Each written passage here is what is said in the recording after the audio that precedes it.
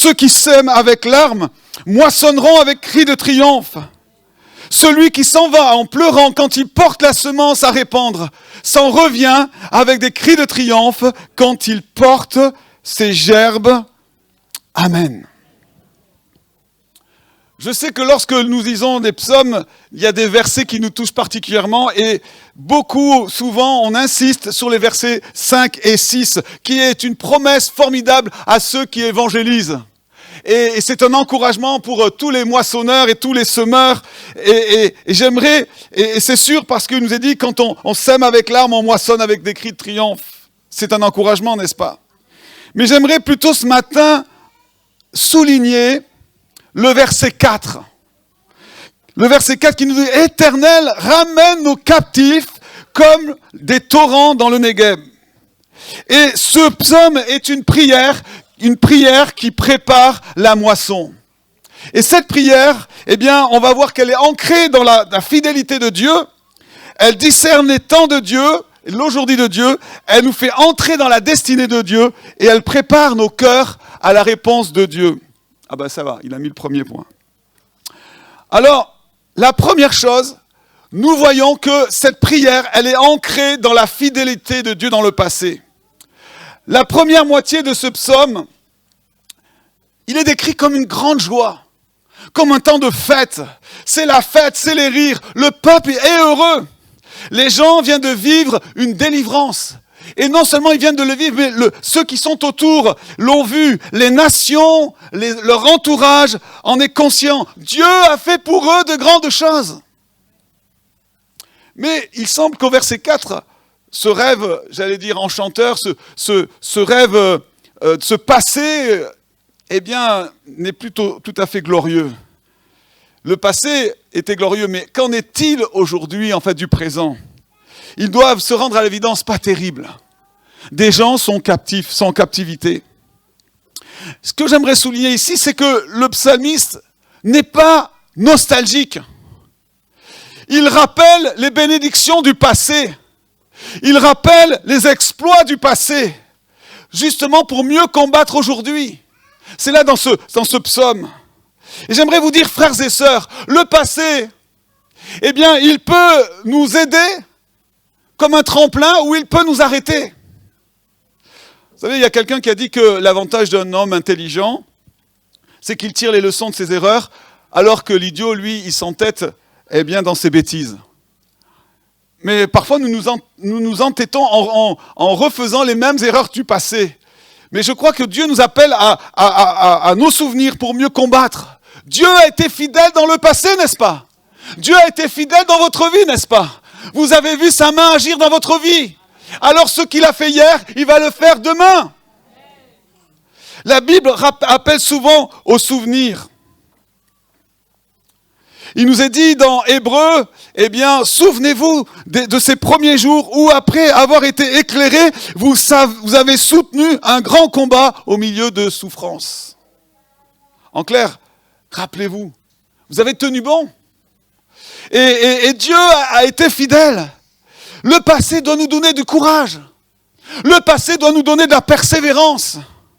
Et il va rajouter, mais dans un autre texte, il dira, dans la suite, il va dire, eh bien, ne baissez pas les bras, n'abandonnez pas. Vous avez besoin de persévérance afin qu'après avoir accompli la volonté de Dieu, vous obteniez ce qui a été promis. Souvenez-vous de ce que dit David lorsqu'il doit affronter Goliath. Lorsqu'il dit à Saül, il dit, il va dire, le Dieu qui m'a délivré de la bouche du lion et des griffes de l'ours me délivrera de cet incirconcis. Il s'appuie sur les victoires du passé, sur les souvenirs, sur les expériences du passé pour mieux affronter et combattre le présent et l'avenir. La prière que nous avons vue au verset 4 ramène les captifs comme les torrents du Négueb. C'est une intercession pour que les choses soient restaurées.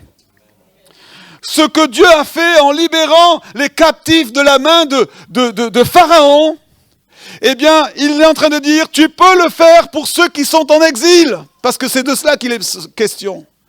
Oui, tu nous as délivrés de l'Égypte, tu nous as délivrés du joug de Pharaon, tu nous as délivrés de l'esclavage, mais maintenant, tu vas nous délivrer, tu vas nous faire sortir de Babylone, tu vas nous faire sortir de l'exil dans d'autres pays, Seigneur. Tu le fais pour nous aujourd'hui, Seigneur, parce que tu es fidèle. La deuxième chose, c'est que c'est une prière qui discerne le temps de Dieu.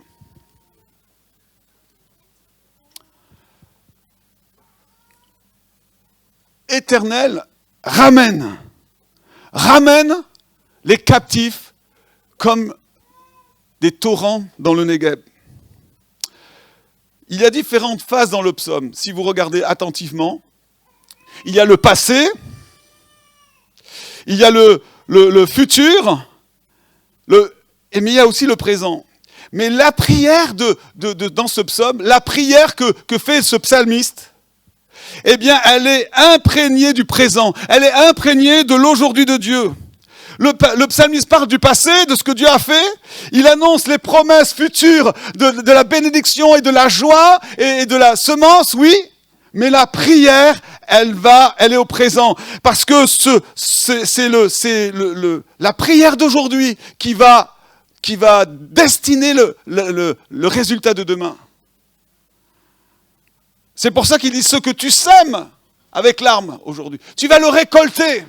C'est aujourd'hui.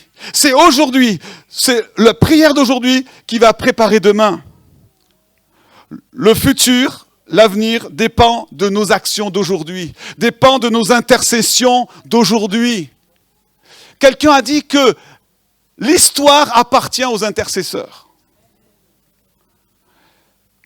Nous pourrions faire un parallèle justement par rapport à ces versets 1 et 2 qui expriment la joie et la délivrance du peuple qui a été délivré de l'Égypte avec ce qui s'est passé avec le retour en captivité. Parce que cette prière, ils vont la vivre. Il y a une bonne illustration justement de ce type de prière et d'apprendre aussi de l'attitude, comment cette prière a été priée et comment Daniel s'est approprié cette prière de libère les captifs. Si vous vous souvenez, vous avez certainement lu dans Jérémie 29, on aime bien le passage « Dieu a pour nous des projets de paix et d'espérance », hein, c'est Jérémie 29, 11. Mais il faut comprendre le contexte. Il y a une lettre prophétique qui est donnée à Jérémie, aux exilés de Babylone, qui sont au début de la déportation.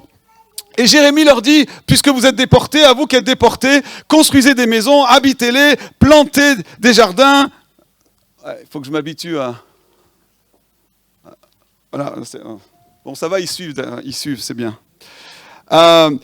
Mariez vos filles, et puis voilà, et continuez à vivre, en fait, c'est ce qu'il est en train de dire, et il dit, soyez soucieux de la prospérité de la ville où je vous ai déporté, et intercédez pour elle auprès du Seigneur, sa prospérité est la condition de la vôtre. En bref, il dit, là où vous êtes, eh bien, soyez une bénédiction, installez-vous parce que vous êtes là pour un certain temps.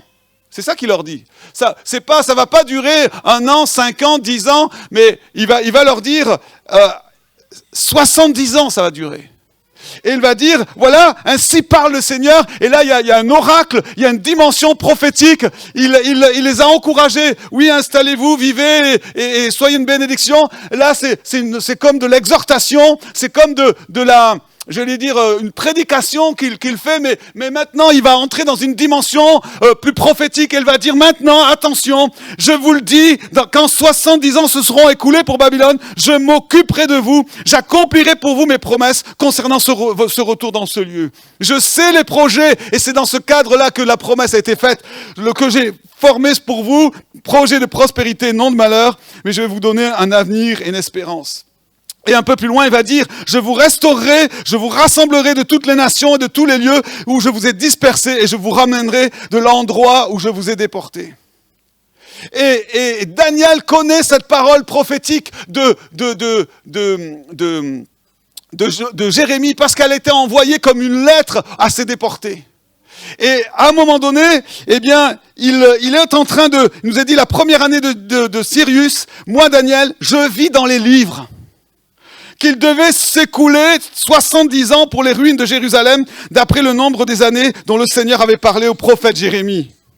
je tournais ma face vers le Seigneur afin de recourir à la prière et aux supplications en jeûnant, en prenant le sac et la cendre. Je priais l'Éternel mon Dieu et je fis cette confession.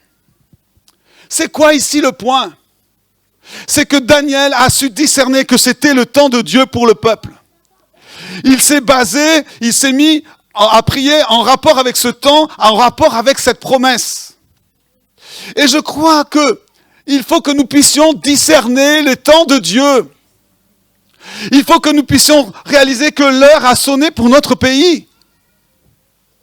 C'est le temps de se lever et de reprendre ce que le diable nous a volé, n'est-ce pas? C'est le temps de se lever et de repartir à la conquête. Le diable nous a volé nos bien-aimés.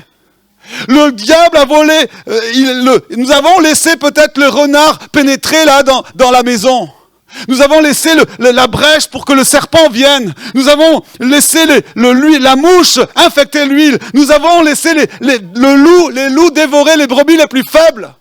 Mais nous avons besoin de réagir. Nous n'avons pas besoin de rester dans la fatalité en disant mais c'est comme ça, nos jeunes et nos ados délaissent l'église, les couples divorcent, les familles se désengagent, plusieurs se retirent, plusieurs abandonnent la foi. Nous voulons dire non. Seigneur, ramène les captifs comme le torrent du Negueb. Je crois que il y a des temps dans la vie d'une église, d'un pays, des temps de désert. Et dans les temps de désert, Dieu, montre sa fidélité. Les Israélites, leurs souliers ne se sont pas usés. Dieu a pourvu et ils ont vu la grande fidélité de Dieu. Et Dieu a fait des belles choses, n'est-ce pas? Mais il y a un moment où c'est le temps d'arrêter de tourner en rond. C'est le temps d'entrer dans le pays promis et d'intercéder. Seigneur, ramène les captifs. Ramène les rétrogrades.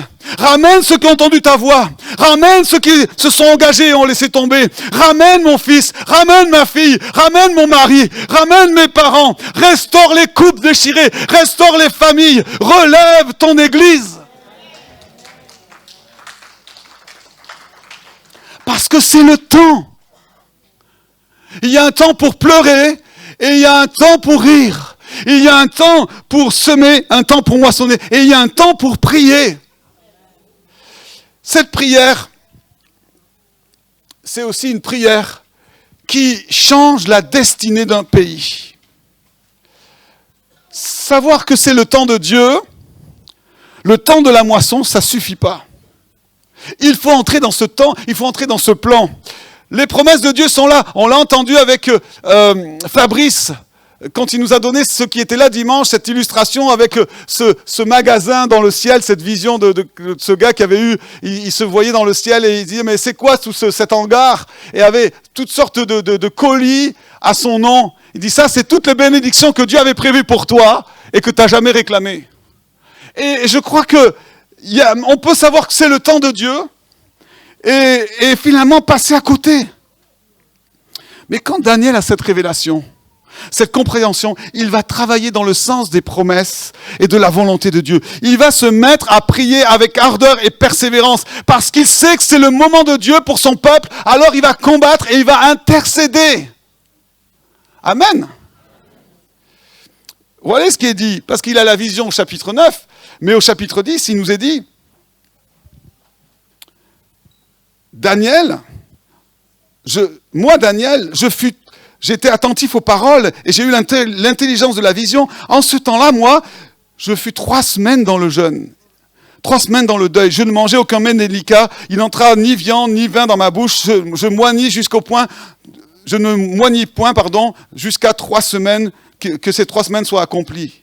Et on sait ce qui s'est passé au chapitre 10. Si vous connaissez vos Bibles, et je vous encourage sinon à lire dans le chapitre 10, il y a cette révélation angélique, il est écrasé dans la présence de Dieu, il perd toute force. Et là, il entend cette parole qui dit « Ne crains rien, car dès le premier jour que tu as eu à cœur de comprendre et de t'humilier devant ton Dieu, tes paroles ont été entendues, et c'est à cause de tes paroles, c'est à cause de ta prière que je viens. » C'était clair que c'était le temps de Dieu, que 70 ans s'étaient écoulés, c'était le moment. Mais il a fallu que Daniel, il se mette à prier pour que ceux qui étaient promis puissent s'accomplir.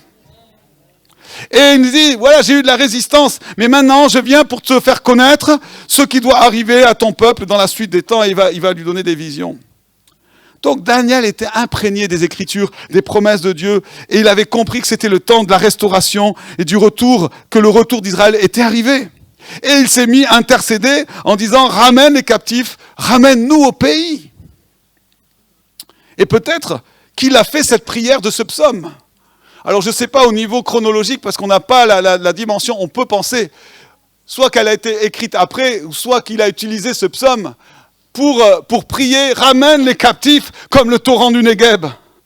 Mais en tout cas, je crois que nous aussi, dans notre pays, eh bien, nous avons quelque chose qui est en train de bouger, n'est-ce pas? Partout, je crois que en Europe et particulièrement en France, on sent que je vous ai dit tout à l'heure qu'on sent que c'est le moment. Et vous savez, la crise des Gilets jaunes a montré finalement surtout au début, l'angoisse des Français. Et la France et l'Europe ont traversé de nombreuses crises, n'est-ce pas? Il y a une crise économique. Lorsqu'on voit cette crise de 2008-2012, qui est la grande récession, qui peut, on sent, à tout moment se recommencer. Il y a eu il y a une crise politique. Les idéologies traditionnelles conviennent plus à notre monde. La démocratie, elle est mise constamment en danger. On voit les gens, ils se rebellent, on n'en veut plus, on n'a plus confiance.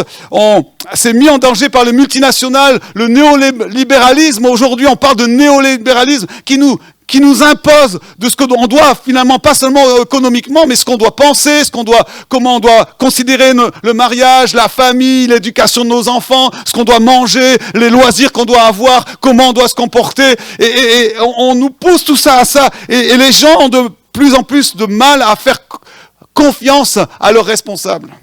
On a une crise sociale, avec des défis sociaux sans pareil, la démographie, on parle de retraite parce qu'on se dit mais comment on va payer les retraites? Il y a de plus en plus de personnes qui vivent plus vieux et il y a de moins en moins de naissances et il y a des flux migratoires, il y a des problèmes culturels, c'est compliqué aujourd'hui. Mais il y a aussi une crise religieuse. Parce que pendant des années, il y a eu un vide laissé par le rejet du christianisme, la sécularisation de la société, et on assiste aussi, on le voit, à l'effondrement des valeurs morales. Les gens n'ont plus de repères. Toutes les grandes idéologies ont fait faillite, et les gens, ils savent plus à qui croire, où tourner. Et en plus, maintenant, il y a une crise environnementale, une crise écologique. On se dit, mais on ne sait même plus comment s'habiller, quoi faire, quoi manger, parce que on a l'impression que tout est pollué. Et je remarque que de plus en plus, les gens sont à la fois informés et impliqués. Jamais on a parlé autant de transparence, de participation, de collaboration, d'interaction. Et à la fois, les gens sont de plus en plus angoissés et insécurisés. Et ils se posent ces questions. Mais quel avenir ? À qui faire confiance? Que croire? Qui croire? Comment vivre? Frères et sœurs, j'aimerais vous dire quelque chose. Ce n'est pas quelque chose de négatif pour l'Évangile. Jamais autant, nos concitoyens, et plus qu'on le croit, sont ouverts à des discussions sur des sujets spirituels. Et le message de l'Évangile répond plus qu'on le croit à leurs besoins. Ce qui me pousse à dire que la moisson, elle est prête. Et comme dit Jésus, c'est même pas qu'elle blanchit, elle est là. Et on n'a qu'à la prendre. C'est le temps de sortir de notre bocal. Il y a des gens qui ont appelé l'église locale l'église bocal. Il faut sortir pour qu'on soit le sel de la terre. Il faut secouer la salière. Il faut qu'elle se répande, ce sel. Il ne faut pas rester entre nous, entre soi, en disant oui, on est bien ensemble, on s'autocracule, on s'encourage. Et il y en a des milliers qui ont besoin d'entendre l'évangile. Il y a des milliers autour de nous qui se perdent. Il y a tellement de besoins autour de nous. Et les gens ont soif. En France, il y a à peu près 2500 églises évangéliques pour 650 000 chrétiens évangéliques. Nous étions 50 000 dans les années 70. Alors, oui, on a une croissance, mais il y a encore de nombreux défi. Les gens ont fait des calculs et il y a une église pour 29 000 personnes. On voudrait qu'il y ait, selon ce qu'on a appelé le 1 pour 10 000, c'est-à-dire une église pour 10 000 chrétiens. Et il y a encore beaucoup de régions qui n'ont pas d'église. Des départements entiers où il y a une ou deux églises dans le département. Et il faut faire parfois 1 heure pour aller à l'église. On est gâté comme quelque part en région parisienne. Mais il y a encore du besoin. Et depuis 10 ans, il y a une prise de conscience. Les Assemblées de Dieu, dont nous faisons partie, ont un projet qui s'appelle M2 et qui ont un projet d'implantation d'église. Il y a 75 projets qui sont en train de se mettre en place en France. Amen. Il y en a une quinzaine dans les régions parisiennes. On peut dire Amen quand même. Et pas que nous, de nombreux autres mouvements évangéliques investissent dans la formation des disciples, la formation de croissance, dans la formation dans l'implantation d'églises. France Mission, les libristes, les baptistes, tous les mouvements se mettent en branle, et même des mouvements qui, même les catholiques, ils réalisent qu'ils sont en perte de vitesse et ils forment leurs chrétiens à l'évangélisation. C'est qu'il y a quelque chose qui se passe dans notre pays. De plus en plus de pasteurs, de responsables partagent ce sentiment. Il y a une attente, il y a un frémissement. On était au séminaire, on sent que ça veut bouger, mais qu'il y a encore comme une résistance. Et jamais il y a eu de sursaut d'intercession dans notre pays. On a toujours jeûné, on a toujours prié. Mais de plus en plus, il y a des semaines de jeûne qui se organisent. Il y a des gens qui font des jeûnes et prières, des semaines de prières dans les églises. Il y a des veillées de prière. Et nous allons, c'est la semaine prochaine, avoir des temps de prière encore dans notre église parce que on sent que c'est le moment d'entrer dans l'intercession dans notre pays. Alléluia, nous allons recevoir des Coréens qui vont venir prier et on aura une réunion mercredi soir, jeudi soir, vendredi soir, samedi. Parce que nous croyons que c'est important, c'est le temps maintenant de prier. Et pas seulement de prier, mais d'intercéder. Après des temps de turbulence que vous avez vécu, c'est le moment de nous serrer les coudes. C'est le moment d'oublier nos différences, nos blessures passées, nos jalousies, nos déceptions et de repartir au combat. Et si j'avais un sujet de prière pour toute l'année 2019-2020, ça serait celui-ci. Qui devrait revenir à chaque réunion de prière, ramène nos captifs. Ramène nos captifs, dites-le avec moi, ramène nos captifs, ramène ceux qui sont brisés, alléluia. Et on devrait faire cette prière d'Ésaïe, qui est 43, quand il dit, je vous rassemblerai, il dira, au nord je dirai donne, au midi ne retiens pas, fais venir mes fils du pays lointain et mes filles de l'extrémité de la terre, tous ceux qui sont appelés en mon nom, que j'ai pour ma gloire créé, formé et fait, amen, que des 4 coins du pays, que des 4 coins de la région, que des 4 coins de la ville, des hommes et des femmes reviennent, que des 4 coins de nos familles, de nos quartiers, des gens reviennent ou viennent au Seigneur. Nous voulons c'est Dieu ici qui parle et nous voulons prier selon la parole de Dieu. Je pense qu'on ne réalise pas que dans notre pays, dans notre région, il y a des personnes qui sont sous l'emprise de l'adversaire. Ils sont captifs. On a chanté tout à l'heure des forteresses. Il y a des forteresses, des esprits méchants, comme dit la Bible, des princes de ténèbres dans les lieux célestes. Et nous avons besoin de dire non, maintenant. Seigneur, laisse aller ce peuple. Laisse aller ton peuple. Amen. Ils sont pour Jésus. Et vous, puissance ténébreuse, quittez cette ville, quittez ce quartier, quittez cette région. Alléluia. Nous avons un véritable combat à mener. Il y a de la destruction, de la division, du mensonge, de l'indifférence. Nous voulons dire non. Seigneur, ce que tu as fait dans le passé, ce que tu as fait ailleurs, tu vas le faire maintenant. Et il faut qu'on prenne autorité. Il y a une prière où on dit Seigneur bénis. Il y a une prière qui dit Seigneur donne-moi mon pain quotidien. Mais il y a une prière où Jésus dit, si tu dis à cette montagne, ôte-toi de là et va te jeter dans la mer, c'est une prière d'autorité. Et ça, elle n'est pas faite par un seul homme, elle est faite par une communauté, une église qui dit ensemble, ramène les captifs comme le torrent du Négueb. Mais c'est pas simplement suffisant qu'il y ait une prise d'autorité. Parce que vous savez, moi j'ai connu des gens comme ça. Vous voyez, les gens comme ça, ils lient les puissances. Au nom de Jésus, au nom de Jésus, oh alléluia, au nom de Jésus. Mais il n'y a rien qui suit.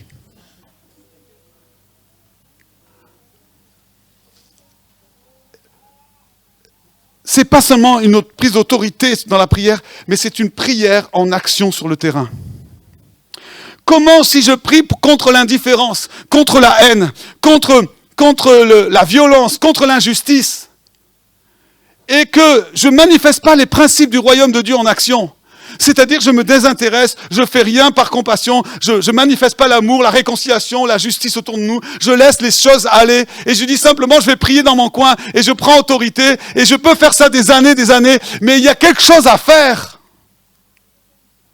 Il faut que nous manifestions notre prière en action. Vous savez que j'ai travaillé dans les quartiers pendant des années, et encore jusqu'à l'été dernier, j'étais encore dans les quartiers pendant plus de 15 ans. J'étais avec les enfants de quartier dans des endroits difficiles. J'ai implanté des animations pour les enfants de quartier, avec les familles de quartier. Et j'ai travaillé avec le quartier libre, et je crois qu'ici vous avez fait 1 an ou 2 ou 3 ans, je ne sais pas combien, mais vous avez fait un temps l'action quartier libre auprès de ces enfants. Je ne sais pas pourquoi ça s'est arrêté, mais peu importe. En tout cas, lorsque ce programme s'est mis en place, ça a démarré en France en 2001. Un programme similaire en Suisse, et ils ont vu les enfants, c'est les gosses de quartier, dans le quartier du Mirail, ils voyaient leur souffrance, ils voyaient les enfants qui traînaient, et ils voyaient chaque semaine, il y avait des voitures brûlées dans ce quartier. Et ils ont dit, il faut qu'on fasse quelque chose. Alors ils ont commencé à nettoyer le quartier, ils ont commencé à aller plusieurs fois, et ensuite ils ont dit, on va faire un programme, le programme Quartier Libre. Et au moment où ils avaient programmé, ils avaient annoncé, et il y a eu l'explosion de l'usine AZT. Le quartier qui était à côté, le quartier du Mirail, toutes les vitres des maisons étaient explosées, le quartier était sans dessus-dessous. Ils ont commencé comme ça.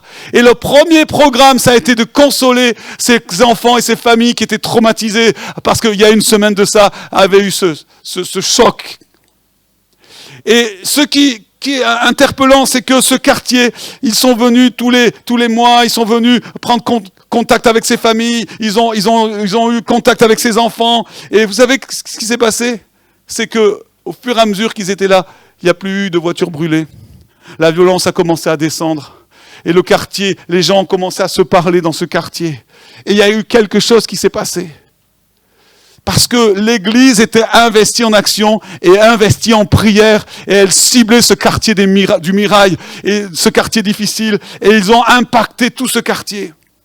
Et puis, ça m'a frappé parce que, comme j'étais parmi les responsables au niveau quartier libre, c'est qu'en 2014, je crois, ils ont arrêté.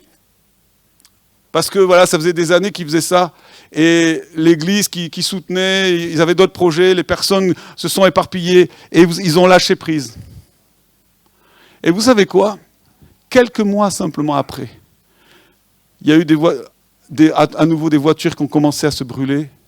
Et il y a eu des violences assez importantes pour que moi, à l'époque, je ne sais pas si j'étais à Paris, j'entende parler que ça passe aux infos nationales.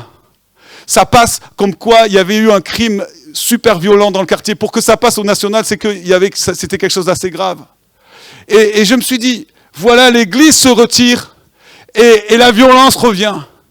Et je crois que c'est pas un hasard pour avoir travaillé dans les quartiers. J'ai vu l'influence, l'impact que lorsqu'on s'attaque à un quartier, on s'attaque à une ville et qu'on prie pour cette ville, mais non seulement qu'on prie, mais qu'on manifeste l'amour de Dieu au travers d'une manière vécue dans ce quartier-là, dans cette ville-là. Alors les choses, elles commencent à changer parce que il y a un impact.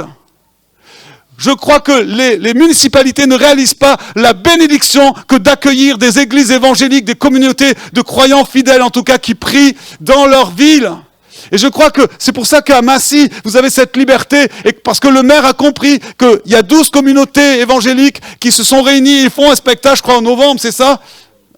C'est Antony, alors c'est ça, c'est Antony, alors c'est pas Massy, c'est Antony. Parce que le maire a compris que les églises évangéliques étaient un plus-value pour la ville.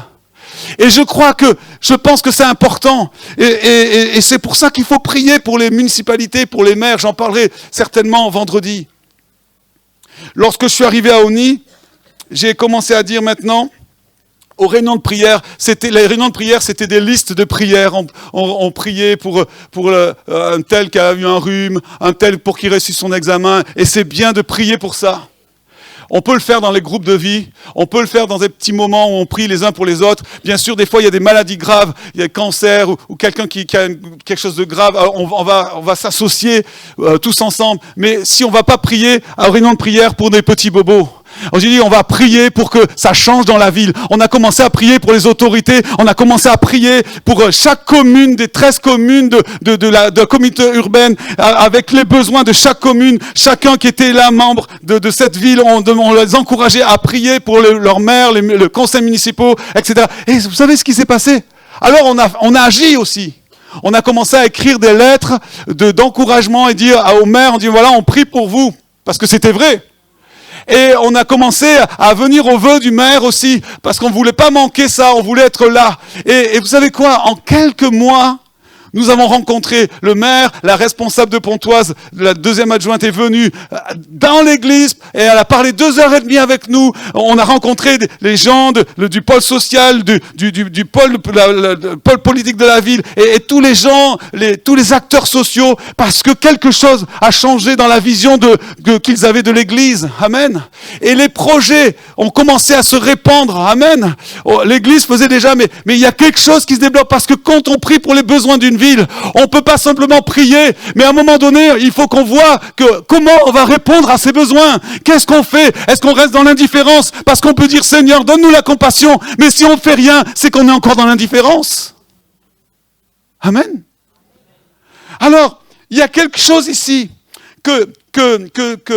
qui est là, c'est que quand il dit « ramène les captifs », et je vous ai mis une autre version, c'est que dans l'hébreu, on peut traduire « ramène les captifs comme le torrent du Negev ».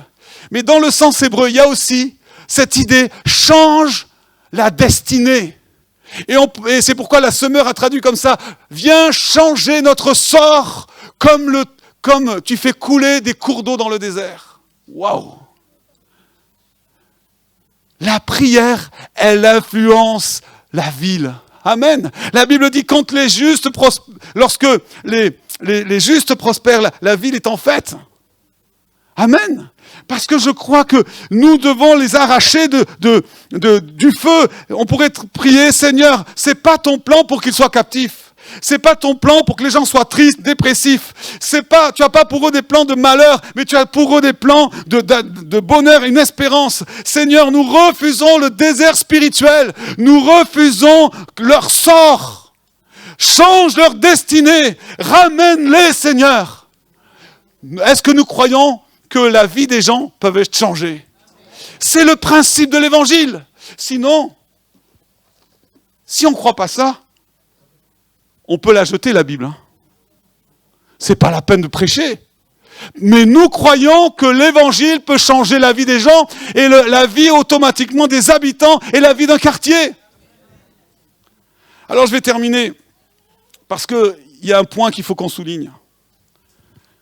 Il y a quelque chose qu'il dit ici, ramène nos captifs comme les torrents dans le Negev ou comme l'eau qui coule des montagnes du Negev. Parce qu'on se dit des fois, on a une vision, vous savez, du réveil. Quand on parle au réveil, on voit des fois ce qui se passe ailleurs dans certains pays. On dit, ouais, le réveil, c'est génial. Il y a des guérisons, il y a des miracles. Et nous, Seigneur, oui, bénis-nous, Seigneur. Wouh, on veut le réveil. Mais on pourrait être surpris de la manière dont le réveil arrive. Et peut-être même agacé parce que ça va sûrement et forcément dépasser nos convictions. Nos conceptions. Quand il dit « ramène les captifs comme le torrent du Negev », le Negev, ici, je ne sais pas si j'ai mis la photo, oui, je crois que j'ai mis la photo. Voilà le Negev. C'est une vallée qui est à peu près de 100 km de long au sud de la Palestine, et elle borde le désert du Sinaï. C'est la pointe du Negev, c'est dans cette zone-là, dans la pointe du désert du Negev, où il semblerait qu'ils ont tourné 40 ans dans ce désert-là. Hein. 40 ans. Et c'est une région qui est désertique et on ne peut pas vivre, même actuellement, il faut un système ingénieux d'irrigation pour pouvoir vivre et une conservation de l'eau. Et le Negev en hébreu, ça veut dire sec. Sec. Parce que, vous savez pourquoi? Parce qu'il y a très peu de participation. C'est un endroit sec, c'est un endroit désertique, c'est un endroit qui est infertile. Seulement, il se passe quelque chose. C'est qu'à un moment donné, quand il y a des pluies qui arrivent, eh bien, elles sont, mais alors d'une manière, elles sont soudaines, elles sont violentes, elles viennent et en une nuit comme ça, elles viennent et elles coulent. Ça descend des montagnes comme un entonnoir, ça descend et ça arrive. Et c'est incroyable. Ça ravage tout sur son passage. J'ai un ami qui était missionnaire en Algérie. Il m'avait raconté que lorsqu'il était en Israël, il a entendu parler d'une religieuse qui a été emportée parce qu'elle s'est fait surprendre par ces pluies. Parfois, ça arrive à 2-3 mètres de ces torrents qui sont... Alors que tout est sec, ça arrive et ça emporte tout.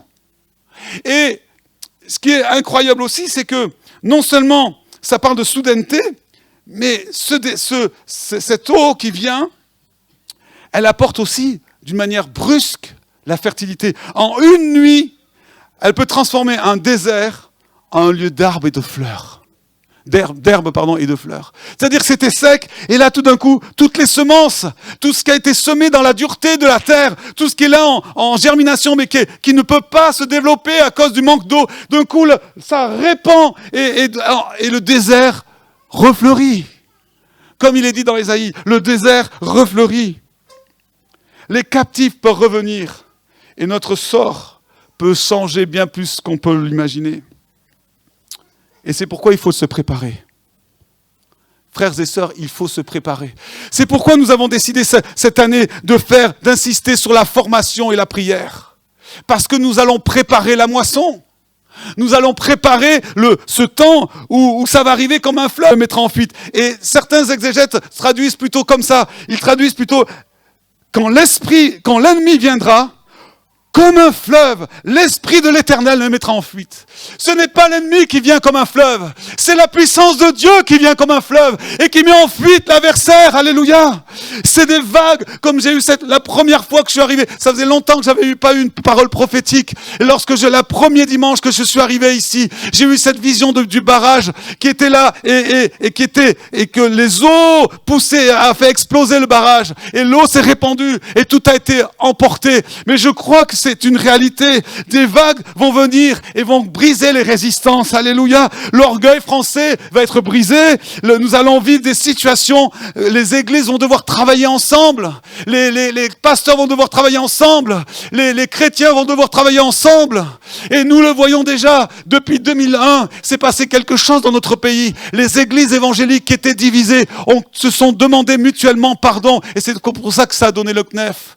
Mais je crois que ça commence par là. Depuis quelques années, il y a quelque chose qui se met en place. Il y a des prières communes, il y a des intercessions communes, il y a des actions communes, comme on va vivre en louant le Seigneur dans cette ville d'Antony.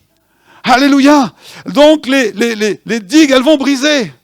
Et à ça, avant le retour du Christ. Mais la Bible dit, l'évangile sera prêché jusqu'aux extrémités de la terre, après quoi viendra la fin. Mais souvent on pense, les extrémités, ce sont les îles lointaines.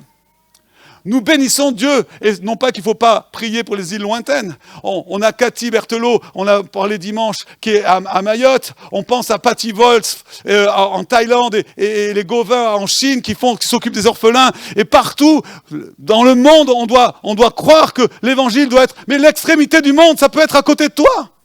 L'extrémité du monde, ça peut être ton quartier, ton voisin, ton lieu de travail. C'est là une extrémité où il y a des gens qui ne connaissent pas l'évangile. Et là, dans cette extrémité, tu es un témoin, tu pries pour ton quartier, tu pries pour ton mari, tu pries pour tes enfants, tu pries pour ton patron, tu pries pour ta ville. Et là, il y a quelque chose qui se passe. Alors, viendra la fin.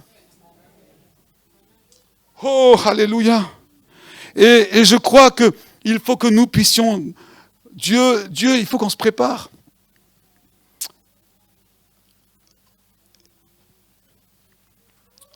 Quand la vague, elle vient, ce qui n'est pas clair va être dévoilé. Vous savez, les hackants au cœur, les gens encore corrompus, soit ils devront régler leur affaire, soit ils devront partir. La méchanceté, les révoltes, les amertumes, tout ça va être mis à l'air. Et les choses vont être livrées comme ça, et il faudra gérer les chrétiens peut-être qui se repentiront d'abord. Ça commence par la maison de Dieu. Et il ne faudra pas avoir un esprit de jugement, il faudra avoir un esprit de grâce. Il faudra pardonner, il faudra réconcilier, il faudra réparer. Parce que c'est le Saint-Esprit qui le fera, ce n'est pas d'une manière des hommes. On va prier parce qu'on va prier, parce qu'on va intercéder. Et ça a déjà commencé. Ça va venir de plus en plus fort. Et l'Église va se restaurer, alléluia. Et donc, les gens, du coup, vont commencer à venir. Les rétrogrades reviendront. Ceux qui n'ont plus mis les pieds depuis 2 ans, 3 ans, 5 ans, 10 ans, peut-être 30 ans, ils vont revenir, alléluia. Il faudra les restaurer, panser leurs plaies. Et vous savez, un Moïse n'a pas suffi pour le temps du désert. Alors combien plus dans le temps de la conquête? Et si nous entrons dans le temps de la conquête, il ne faudra pas plus simplement une armée de Moïse. Il faudra un peuple entier qui va se mobiliser. Il faudra des cœurs pour accueillir, des mains pour travailler. Il faudra des pères et des mères spirituels pour prendre soin de tous ceux qui vont venir. Des gens vont venir. Il y aura des gens, des drogués, des familles brisées, des familles monoparentales, des gens dans la pauvreté extrême, des gens avec des problèmes sans nombre. Il faudra être là. Il faudra les former, les accueillir, les aimer. Hein, on croit ça? Amen.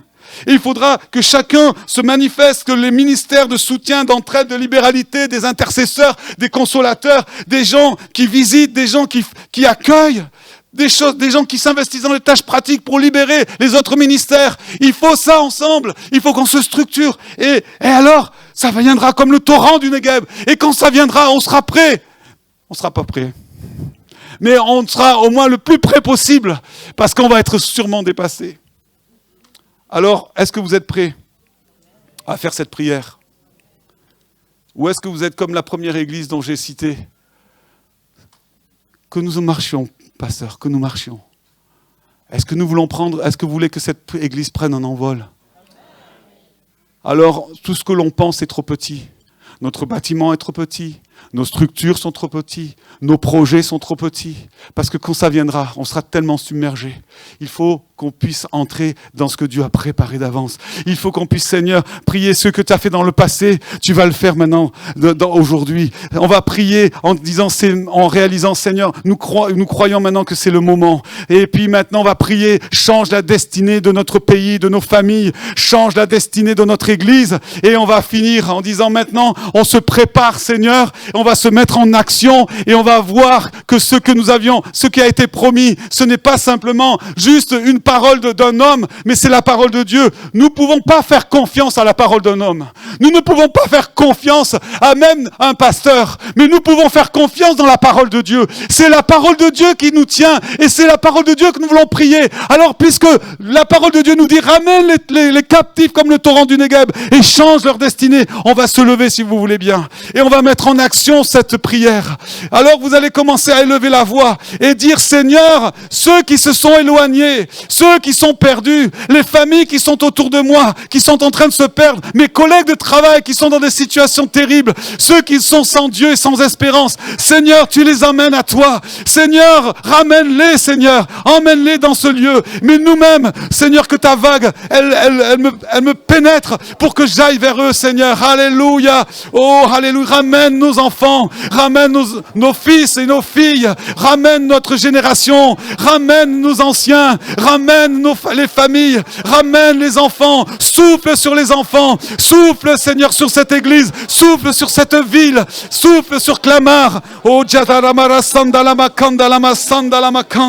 oh, nous refusons l'indifférence, nous refusons, alléluia, les divisions, nous refusons tout ce qui est amertume, tout ce qui attriste ton esprit. Nous refusons, Seigneur, et nous proclamons l'amour, la paix, la réconciliation. Seigneur, non seulement dans l'église, mais dans cette ville, au nom de Jésus. Seigneur, libère ce que tu as prévu pour cette ville, l'essence même de cette ville, de Clamart. Tu la connais, tu connais le maire, tu connais les autorités, tu connais les gens qui y sont, tu connais les croyants qui sont dans cette ville.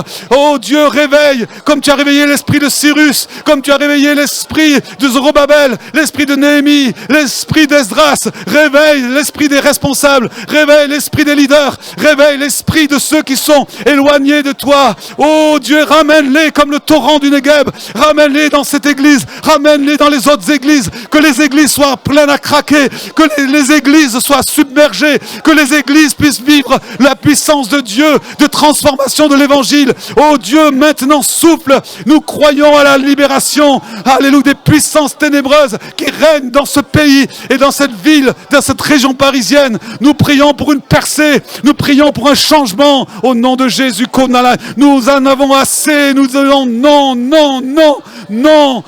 Non, pardonne-nous Seigneur d'avoir baissé les bras, mais maintenant nous relevons la tête, nous nous unissons comme un corps et nous disons Seigneur, nous sommes ton armée, nous sommes ton peuple et nous lâchons pas prise.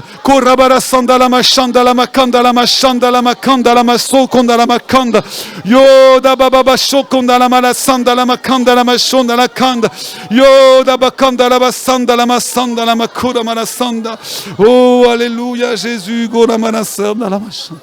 oh, alléluia, Jésus, alléluia, alléluia, alléluia, alléluia.